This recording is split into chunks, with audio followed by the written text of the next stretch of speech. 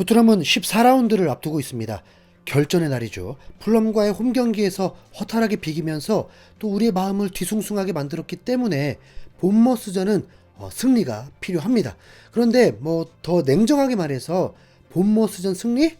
필요 없습니다. 손흥민의 활약만 있으면 됩니다. 어차피 토트넘 도깨비 팀인 거 알기 때문에 갑자기 잘하기도 하고 또 당연히 못하기도 하겠죠. 손흥민의 활약이란 뭘까요? 그라운드를 휘저으면서 키패스를 많이 기록하고 어시스트를 올리면서 승리에 주역되는 거? 아니요. 지금 지쳤습니다.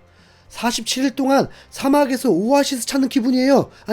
111일 동안 겨우 3군데 오아시스 찾아서 버티다가 47일 동안 오아시스 못 찾아서 갈증나서 숨이 턱 막혀 있다고요. 네. 우리는 현재 손흥민의 골을 원합니다. 손흥민의 득점이 대폭 줄어들자 여기저기 하이에나들이 달려들고 있습니다. 에이징 커브다, 손흥민 기량 저하다, 전술에 맞지 않는다 등등. 네. 이 타이밍에 이적설까지 쏟아지고 있습니다. 이번 본머스전을 앞두고 NG 감독 기자회견에서는 이제 기자가 대놓고 묻습니다.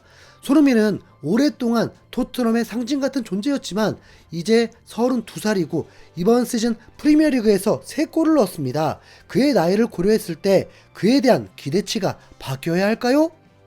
이미 손흥민을 못 믿어하기 때문에 질문하는 뉘앙스죠. 이에 대해서 NG 감독은 잠시 고민을 하더니 아마 살라에 대해서도 1년 전쯤에 비슷한 의문이 있었던 것 같다. 나라면 소니를 의심하는 걸 조심할 것 같다. 원하면 해봐라. 그를 과소평가하면 나에게 도움이 될지도 모른다. 나는 그렇게 느끼지 않는다. 그가 여전히 체력적인 면이나 퀄리티에서 훌륭하다고 생각한다.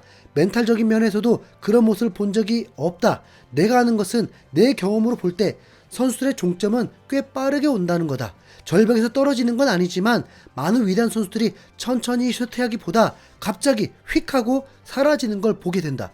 난 소니에게 그런 부분을 보지 않는다. 여전히 소니는 엄청난 퀄리티를 가지고 있다고 생각한다. 체력적인 면에서나 그가 자신을 돌보는 방식이나 그의 능력이 감소하는 게 보이지 않는다. 단순히 나이 때문에 그런다는 부분은 보이지 않는다. 다시 말해서 그의 성과를 지켜봐도 되는데 그는 올해 과거까지처럼 높은 레벨은 아니지만 그가 과거에 세운 그의 기준은 상당히 높은 기준이다. 그가 올해 그 수준에 다시 도달할 수 있을까? 나는 여전히 가능하다고 생각한다. 나는 그게 많은 부분에서 꾸준한 경기 시간이 중요하다고 생각한다. 그는 올해 초에 그렇게 하는데 방해를 겪었고 몇몇 차질이 있어서 규칙적으로 경기를 하지 못했다. 나는 소니가 더 규칙적으로 경기를 할수록 그의 성과가 증가한다고 생각한다. 내가 만약 3자라면 나는 그를 과소평가하지 않을 것이다. 하지만 그렇게 생각하고 싶은 분들이 있다면 그렇게 해라. 네. 기자들의 어설픈 평가는 손흥민을 까려고 할지 모르지만 NG 감독은 손흥민의 기량을 의심하는 것조차 없습니다. 그리고 그건 손흥민의 팬들이라면 정말 다 알고 있습니다. 손흥민의 슈팅이 매우 적은데 나이 폼 좋아 운운하는 게 오히려 어리석죠. 어쩌면 지나친 이타적인 마음이 문제일 수 있고 토트넘 선수들 특유의 성질이 에이스 의존을 거부해버리고 있습니다. NG 감독의 전술적 운영으로 오른쪽에서 골이 많이 나오고 라이트 윙어에게 골이 많이 나왔다면 참 손흥민이 그 자리에 들어가면 더 좋아질 텐데 하필 존슨 살리려고 토트넘이 이런 상황입니다. 이번에 리버풀 살라가 2골 1어시를 했는데 모두 오른쪽에서 이뤄진 골들입니다. 손흥민에겐 리플래시가 필요한데 NG 감독이 손흥민을 오른쪽으로 쓸 날이 올까요? 네. 본머스전 우리는 손흥민의 골을 원합니다. 그렇지 않습니까 여러분? 이젠 이기는 게 두 번째가 되었습니다. 손흥민의 골이 필요합니다. 우선 에이징 커브라는 의심을 벗어나야 합니다. 손흥민 포지션에서 손흥민만큼 득점 못하고 있는 선수들은 많습니다. 스털링은 에이징 커브도 아닌데 이미 외면받았고 래시포드는 살아날 듯 하면서도 부진을 벗어나지 못하고 있습니다. 현재 득점 랭킹에서는 손흥민 포지션에서 디아즈 5골이 최다입니다. 그리고 손흥민 부진하다고 하는데 손흥민 3골과 2골 차이밖에 나지 않습니다. 골수가 너무 적은 건 아닙니다. 손흥민은 이미 프리미어리그 최고의 윙어로 올 시즌에도 여러 번 평가받아왔기 때문에 NG 감독 말처럼 진가를 발휘하게 될 것입니다. 그런데 이 손흥민의 활약이 왜 중요하냐면 손흥민이 2마리 토끼를 잡아야 하기 때문입니다. 손흥민이 좋은 폼을 유지해야 팀 성적도 좋고 우승이라도 진짜 이루는 거 한번 보고, 네, 다음 손흥민의 이적이 걸려있기 때문입니다. 최근 뭐 바르셀로나 얘기도 나오고 갈라타사라이 소식도 나오긴 하는데 그동안 가능성이 있다고 예측한 제가 바랬던, 제가 원했던 그 소식이 전해졌습니다. 손흥민 맨유 이적설이 뜬 것입니다. 기자의 추측도 포함이 되어 있는 거지만 기브미 스포츠, 데일리 메일 등 영국 매체들에서 나온 소식이고 특히 기브미 스포츠에서는 단독이라고 전했습니다. 제목은 손흥민의 이름을 거론하지 않고 이렇게 말합니다. 맨유 월드 클래스 토트넘 스타를 현실적인 타겟으로 염두하고 있다. 네, 시작부터 느낌 있네요. 우선 아모림에 대해서 긍정적인 평가를 합니다. 아스날전 패배 전에 나온 기사였어요. 이 기사를 통해 알게 된 사실은 이 젊은 아모림 감독이 규칙을 매우 중요시한다는 겁니다. 원팀을 망치는 행위를 용납하지 않고 그럴 느낌의 선수들은 방출을 원하고 있습니다. 맨유 수뇌부는 이미 이 부분 때문에 감독과 마찰되는 선수들이 있으면서 애로사항을 겪었었는데 이 규칙을 중요시하는 걸 알면서도 아모림 감독을 선임한 것은 맨유 수뇌부가 새로운 바람을 일으키기보다 어쩌면 보수적인 입장이고 보수적이면서도 공격적인 감독을 데려온 것입니다. 아모림 감독은 무조건 강압적인 스타일의 리더십이 아니라고 합니다. 분명 강력한 규칙 안에서 선수들에게 신뢰를 얻는 스타일이고 체력 관리를 매우 중요시한다고 합니다. 그러면서 손흥민이 타겟이라고 했는데 토트넘 스타는 내년 여름 계약이 만료된다. 맨유는 과거 고령의 선수들을 영입해 비판을 받은 바 있다. 질라탄은 맨유에 입단했을 당시가 35살이었으며 20개월을 머문 뒤 LA 갤럭시로 떠났다.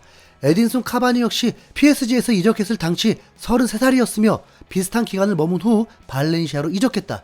가장 유명한 사례로는 36살의 호날두가 유벤투스에서 맨유로 재영입되었고 에릭 텐 하그 감독이 그의 복귀를 15개월 만에 종료시킨 일이 있다. 네, 그렇죠. 맨유 수뇌부가 보수적인 스타일이라면 이미 이전부터 영입했던 스타일을 그대로 한다면 손흥민 영입은 문제도 아니죠. 우선 아모림 감독 스타일에 손흥민 같은 선수는 무조건 최적화죠. 손흥민은 어떤 감독이든 좋아하는 스타일이니까요. 그냥 기량뿐만이 아니라 타의 모범이 되는 선수고 아모림 감독의 전술에서 윙어는 득점을 하는 역할이라서 손흥민에게도 매우 잘 맞습니다. 그러니까 아모림 감독이 팀의 안정감을 위해서는 손흥민이 필요하다는 거죠. 왜 우승도 못하는 손흥민 맨유 이적에 대찬성을 하냐고요? 첫 번째는 토트넘 구단주가 너무 싫어서 질려버려서 떠나길 바라는 것이고 어차피 토트넘에 있어도 우승 못하고 맨유도 뭐 재건하는데 시간이 더 걸린다면 그래도 맨유가 재건하는데 더 걸어보겠습니다.